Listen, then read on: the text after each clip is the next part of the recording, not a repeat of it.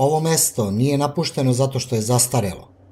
Napušteno je jer nešto nije funkcionisalo kako treba. Na Uralu je postojao objekat koji je radio dan i noć, godinama. Bez prekida, bez javnog objašnjenja. A onda su ljudi počeli da odlaze. Ne zbog smene, već zauvek.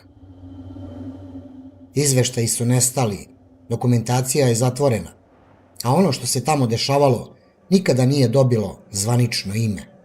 Jer kada bi dobilo ime, moralo bi da se prizna da neke anomalije nisu greška prirode, već ljudska greška. Planine Urala kriju tajne koje ljudski teško prihvata. Većina vas je već čula za tragediju u Djatlovom prolazu. 9 mrtvih planinara, pocepani šatori i misterija koja traje više od 6 decenija. Ali ako krenete južnije, duž istog planinskog grebena, naići ćete na vrh koji čak i lokalni mansi izbegavaju u širokom luku. To je Čistop. Na jeziku staroseljalaca njegovo ime znači čist vrh, ali na njemu nema ničega čistog. Čistop je mesto gdje se fizika poigrava sa vašim čulima. Mesto gdje su sovjetski inženjeri pokušali da ukrote nepoznato, samo da bi kasnije pobegli glavom bez obzira, ostavljajući za sobom milione rubalja vrednu opremu da truli u ledu. Danas ćemo istražiti šta se zaista dogodilo na objektu 427, zašto vojnici nisu smeli da gledaju u nebo nakon ponoći i kakva to sila iz dubine planine tera ljude na samu ivicu ludila. Ovo nije samo još jedna priča o duhovima. Ovo je hronika sudara vojne tehnologije i sila koje ne pripadaju našem svetu.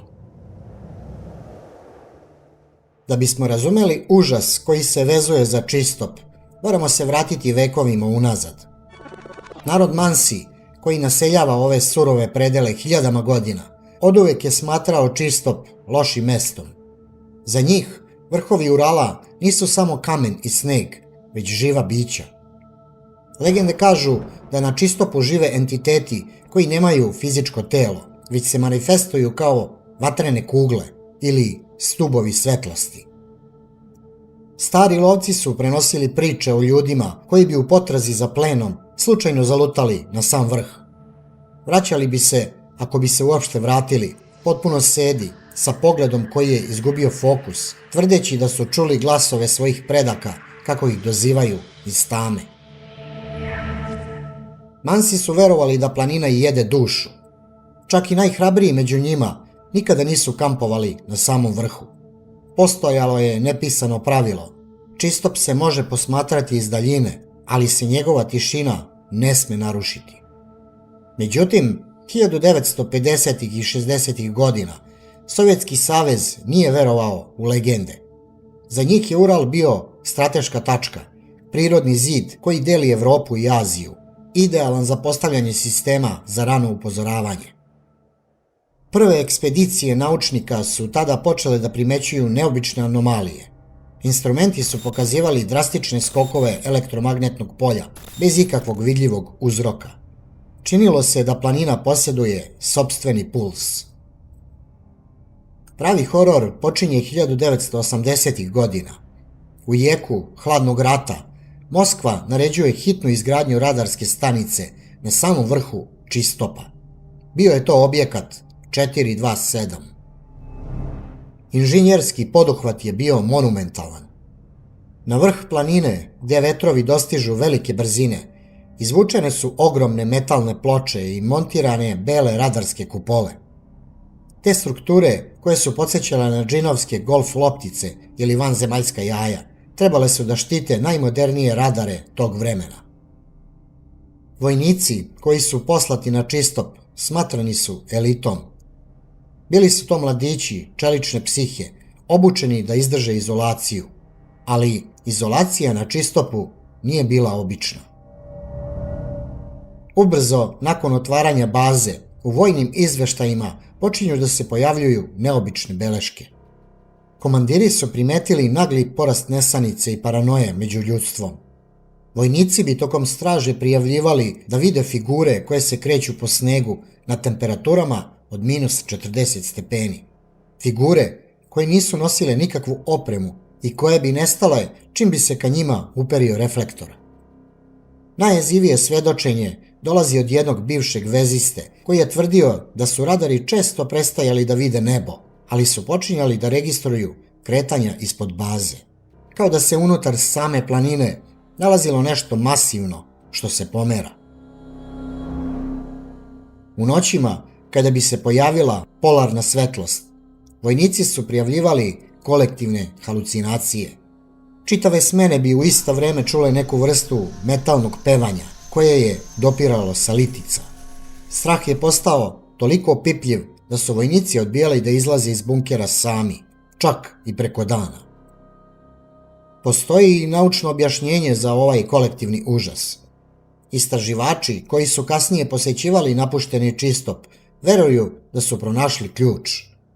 To je fenomen poznat kao infrazvuk. Zbog specifičnog oblika grebena i načina na koji vetrovi udaraju u kupole baze, stvarala se frekvencija od oko 7 Hz. To je frekvencija koju ljudsko uho ne može da čuje, ali je ljudski unutrašnji organi i mozak savršeno osjećaju. Infrazvuk ove jačine izaziva takozvani strah bez razloga. On direktno stimuliše amigdalu u mozgu, centar za paniku. Pri dugotrajnom izlaganju osoba počinje da pati od vizuelnih distorzija. U uglovima očiju se pojavljuju senke, a srce počinje da kuca nepravilno. Ali to ne objašnjava sve. Ne objašnjava zašto su elektronski uređaji otkazivali ili zašto je na čistopu pronađeno mrtvo kamenje, delovi stene koji su bili izloženi tolikoj toploti da su se pretvorili u staklo.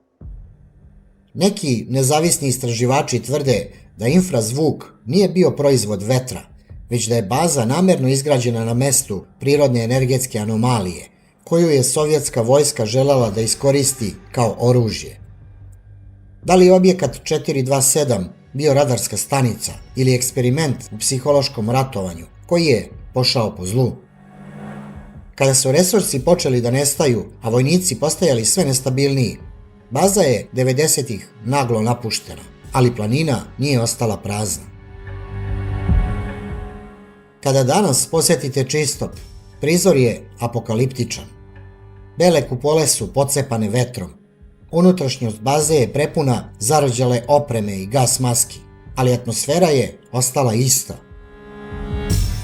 Istraživači koji su tamo kampovali pre par godina prijavili su da su u toku noći čuli korake oko šatora, iako je sneg oko njih bio potpuno netaknut. Postoji teorija koja povezuje čistop direktno sa tragedijom u Djatlovom prolazu 1959. godine. Mansi tvrde da su se narandžaste sfere te noći kretale upravo iz pravca čistopa ka šatoru studenata.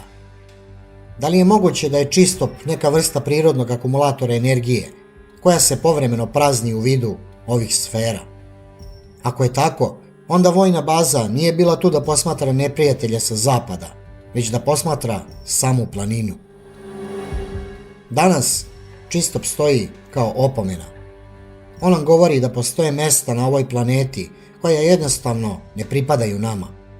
Možemo ih ograditi bodljikavom žicom, možemo na njih postaviti radare i vojsku, ali na kraju priroda ili ono što se krije iza nje uvek povrati svoju teritoriju. Ako ikada odlučite da posjetite Ural, setite se priče o Čistom vrhu, jer tamo u tišini iznad oblaka nešto još uvek čeka. Nešto što ne spava i nešto što vas čuje pre nego što vi čujete njega. Hvala vam što ste ostali do kraja ovog putovanja. Ako vas zanimaju misterije koje su ostale zakopane u ruskim arhivama, obavezno se prijavite na kanal.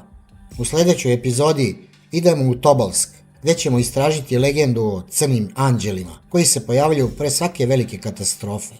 Do tada ostanite radoznali, ali se čuvajte mesta na koja niste pozvani.